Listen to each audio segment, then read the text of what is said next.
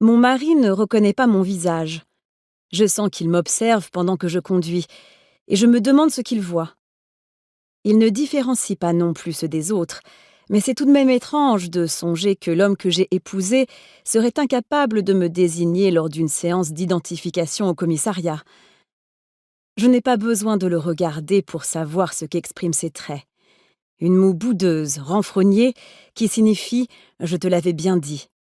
Alors je préfère me concentrer sur la route. Pas le choix. La neige tombe de plus en plus drue. J'ai l'impression de conduire dans un flacon géant de Blanco, et les essuie-glaces de ma Morris Minor ont du mal à suivre. Cette voiture date de 1978, comme moi. Si l'on fait attention à nos affaires, elles peuvent durer toute une vie. Mais j'ai bien peur que mon mari ne préfère nous échanger toutes les deux contre un modèle plus récent.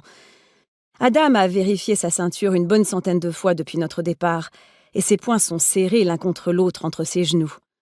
Le trajet de Londres jusqu'en Écosse n'aurait pas dû prendre plus de 8 heures, mais je n'ai pas osé rouler vite dans cette tempête.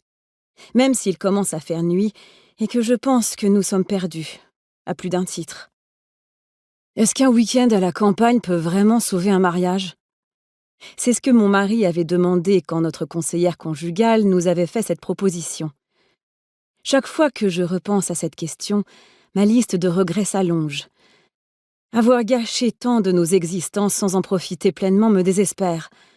Nous n'avons pas toujours été les personnes que nous sommes aujourd'hui, et les relents du passé peuvent faire de nous tous des menteurs. Je préfère me concentrer sur le futur, mon futur. Souvent, quand j'y pense, mon mari en fait partie. Mais je me demande parfois ce que cela me ferait d'être à nouveau célibataire. Ce n'est pas ce que je souhaite, mais c'est peut-être la meilleure solution pour nous deux. Le temps peut écraser une relation comme l'océan concasse les grains de sable. Quand Adam avait consulté les prévisions météo, il avait suggéré de décaler le voyage. Mais ce n'était pas possible.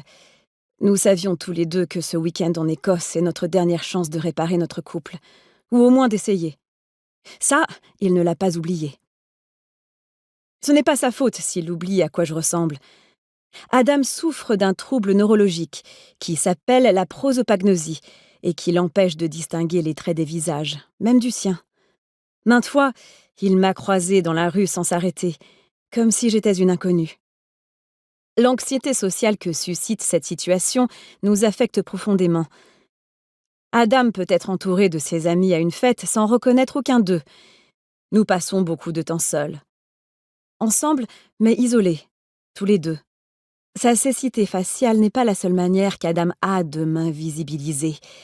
Il ne voulait pas d'enfants, car il a toujours trouvé insupportable l'idée de ne pas les reconnaître. Il vit avec cette infirmité depuis sa naissance, et moi, depuis notre rencontre. Mais parfois, à quelque chose malheur est bon.